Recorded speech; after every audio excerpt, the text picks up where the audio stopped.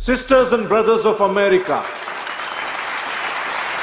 अपने ओजस्वी आवाज, चेहरे के तेज और बुद्धिमत्ता की बदौलत युवाओं में नया जोश भरने वाले स्वामी विवेकानंद 20वीं सदी के ही नहीं, आज के समय के भी एक युग पुरुष है। वो जीवन के इस जंग का वास्तविक नेतृत्व करते हैं और एक महानायक है। भारत के राष्ट्रपति एपीजे अब्दुल कलाम आजाद, प्रधानमंत्री लाल बहादुर शास्त्री, आजादी की लड़ाई में आजाद हिंद फौज का गठन कर दुनिया के सबसे बड़े ब्रिटिश एम्पायर की नींव हिलाने वाले नेताजी सुभाष चंद्र बोस जैसे महान व्यक्तित्व के लोग उन्हें अपना आदर्श और गुरु मानते हैं। इनके साथ ही आप निकोला टेस्ला को तो जानते होंगे, जो कि एक ग्रेट साइंटिस्ट थे और उन्होंने अपनी लाइफ में 300 से ज्यादा चीजों का इन्वेंशन किया। उनके हीरो भी स्वामी विवेकानंद थे। आखिर स्वामी विवेकानंद के व्यक्तित्व में ऐसा क्या था जिसने पूरी दुनिया को उनकी तरफ मोड़ दिया? उनकी लाइफ में ऐसा कौन सा स्पेशल फैक्टर था, हम आज इस वीडियो में जानेंगे। आज हम लेकर आए हैं स्वामी विवेकानंद की बायोग्राफी, इसलिए हमारे साथ आखिर तक जरूर बने रहना। कोलकाता हाई कोर्ट के एक वकील साहब की पत्नी भुवनेश्वरी देवी काफी धार्मिक महिला थी और उनके सपने में खुद भगवान शंकर आए। उन्होंने कहा कि वो उनके बेटे के रूप में जन्म लेना चाहते हैं।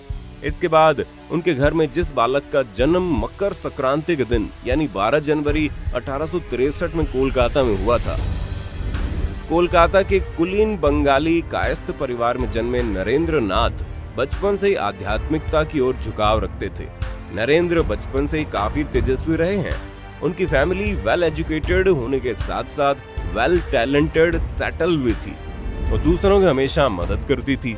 ये वजह है कि समाज में उनका काफी मान सम्मान था। समाज में मौजूद जाति और धर्म के आधार पर भेदभाव को लेकर अक्सर नरेंद्र के मन में सवाल उठते रहते थे और वो इन सवालों को लेकर सोच में रहा करते थे। उनके पिताजी के ऑफिस में आने वाले क्लाइंट के लिए सिगार मौजूद था। 2 अलग अलग बॉक्स में 2 अलग अलग सिगार थे, एक हिंदू के लिए और दूसरा मुसलमान के लिए। एक दिन नरेंद्र ने पिताजी के ऑफिस में गए और उन्होंने दोनों बक्सों से सिगार निकाला और दोनों को ट्राई किया। उनके पिताजी ने जब उन्हें ऐसा करते देखा तो काफी नाराज हो गए। नरेंद्र, मैंने कहा कि मुझे दोनों सिगार तंबाकू एक जैसी। नरेंद्र ने कहा कि मुझे तो दोनों सिगार तंबाकू एक जैसी लगी। इसके बाद बालक नरेंद्र के सपने में 2 तरह की घटनाएं घटी। एक में उन्होंने देखा कि एक आदमी है जिसके पास काफी अच्छा पैसा है, अच्छा घर है, पत्नी और बच्चे हैं और वो एक अच्छा जीवन जी रहा है। समाज में काफी रुतबा और मान सम्मान भी है। दूसरी तरफ एक साधु संत की वेशभूषा में व्यक्ति है जो गली गली घूमता है और धर्म और ज्ञान का प्रचार प्रसार करता है। उसे केवल ईश्वर से मतलब है, इसलिए उसने अपना सारा ध्यान ईश्वर की तरफ लगा दिया है। इन दोनों जिंदगियों में से स्वामी विवेकानंद को कोई एक जिंदगी अपने लिए चुननी थी। उन्होंने सन्यासी का जीवन जीने का निश्चय किया। वो चाहते तो एक लग्जरियस लाइफ स्पेंड कर सकते थे, लेकिन उन्होंने एक साधु संत का जीवन जीना स्वीकार किया। ईश्वर को देखने की इच्छा उनके मन में बचपन से थी। उनके बारे में कहा जाता है कि वो बचपन में किसी से भी मिलते तो एक सवाल करते थे कि आपने ईश्वर को देखा है? उनके इस सवाल को सुनकर सामने वाला हैरान रह जाता। फिर एक दिन वो कोलकाता में स्थित दक्षिणेश्वर महाकाली के मंदिर पहुंचे। वहां उनकी मुलाकात रामकृष्ण परमहंस से हुई। उनसे भी उन्होंने एक ही सवाल पूछा, विश्व में क्या आपने ईश्वर को देखा है? तो रामकृष्ण परमहंस ने नरेंद्र को देखा और उनसे कहा, हाँ देखा है। एक गुरु और शिष्य के ऐतिहासिक रिश्ते की शुरुआत यहीं से हुई थी। वो अपने गुरु रामकृष्ण परमहंस से काफी प्रभावित थे। उन्होंने अपने गुरु से यही सीखा था कि सारे जीवों में परमात्मा का अस्तित्व है, इसलिए हमारा उद्देश्य है कि हम हमेशा दूसरों की मदद करते रहें। सेवा के द्वारा ही परमात्मा की भक्ति की जा सकती है। अपने गुरु की मृत्यु के बाद स्वामी विवेकानंद जी के ऊपर पूरे मठ की जिम्मेदारी आ गई। मठ में नए आने वाले शिष्यों को नरेंद्र पढ़ाया करते थे। दिन में वो अपना काम करते थे और रात में मठ में पढ़ाने का काम किया करते थे। अपने गुरु भाइयों को पढ़ाने के लिए उन्हें धर्म, आध्यात्म और आत्मज्ञान की शिक्षा देने के साथ साथ ध्यान का अभ्यास भी कराया करते थे। और इन तमाम चीजों में वो इतना खो जाते थे कि कई बार उन्हें खाने पीने का होश नहीं रहता था। वो अपने गुरु भाइयों को किसी मामले में पीछे नहीं रहना देना चाहते थे। दुनिया भर की अलग अलग किताबें पढ़कर वो उन्हें सुनाया करते थे। दुनिया भर के राजनीतिक, धार्मिक और आर्थिक हालातों की जानकारी वो अपने शिष्यों को दिया करते थे।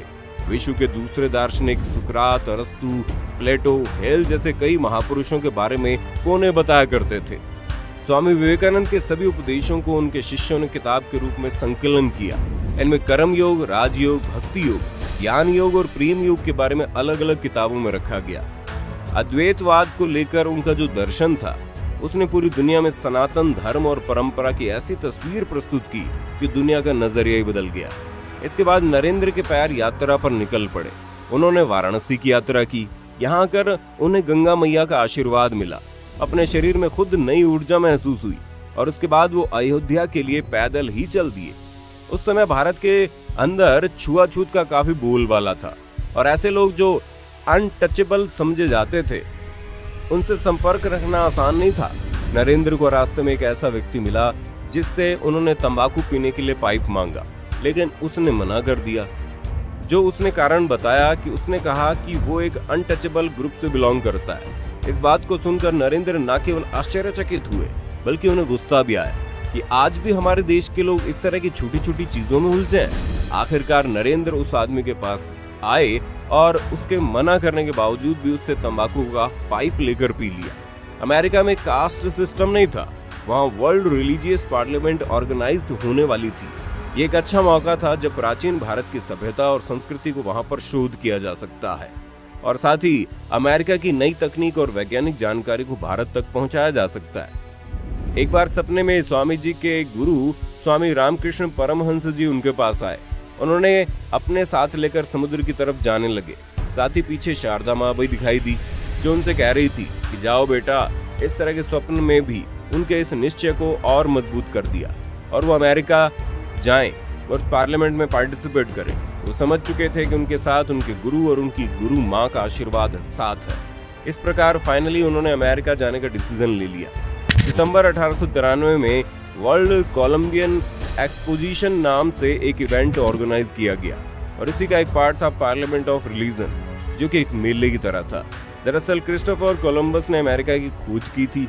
उसके बाद इस घटना की याद में ये इवेंट ऑर्गेनाइज किया गया था।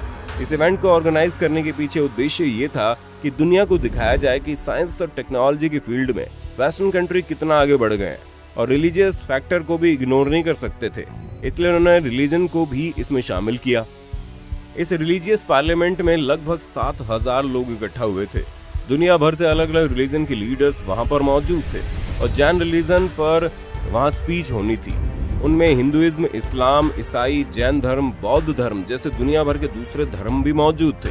हर रिलीजियस लीडर को बोलने के लिए एक सीमित समय दिया गया और उन्हें उतने ही समय में अपनी बात को पूरा करना था। हिंदू धर्म की तरफ से स्वामी विवेकानंद को बोलना था। उनका नंबर सबसे आखिर में आया और बोलने का समय भी सबसे कम था। लेकिन जब वो मंच पर आए और उन्होंने बोलना शुरू किया तो सुनने वाले बस सुनते चले गए। उनके पहले शब्द थे, Sisters and brothers of America. औपचारिकता के चलते लेडीज एंड जेंटलमैन सुनने के आदि लोगों के कान में जब my dear American brothers and sister सुना तो खुशी का ठिकाना ही नहीं रहा। उठो, जागो और तब तक नहीं रुको जब तक लक्ष्य प्राप्त नहीं हो जाता। हर एक आत्मा ईश्वर से जुड़ी है, लेकिन हमें केवल उसकी दिव्यता को पहचानना है। अपने आप को अंदर या बाहर से सुधार कर ये किया जा सकता है।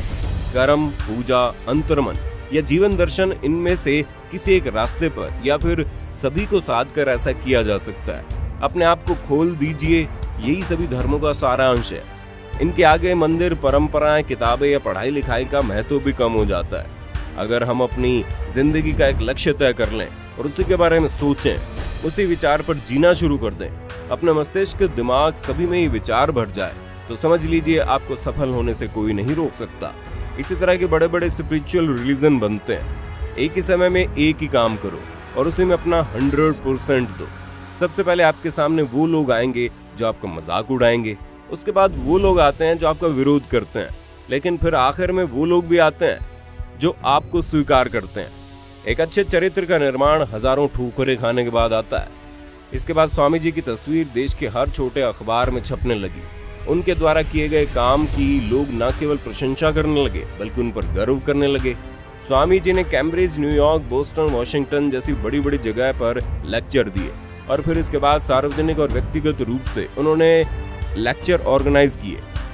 और ये एक सन्यासी के तौर पर उभर कर सामने आए, तो उन्हें विवेकानंद का नाम दिया गया। स्वामी विवेकानंद के नाम से ये प्रसिद्ध हुए। एक देशभक्त सन्यासी के रूप में उनकी पहचान बनी और उनके जन्मदिन को आज राष्ट्रीय युवा दिवस के रूप में मनाया जाता है। इस धर्म सम्मेलन में सनातन धर्म की पताका पूरी दुनिया में फहराने के बाद जब स्वामी जी अपने देश में आए तो उनका स्वागत एक बहुत बड़ी भीड़ ने किया।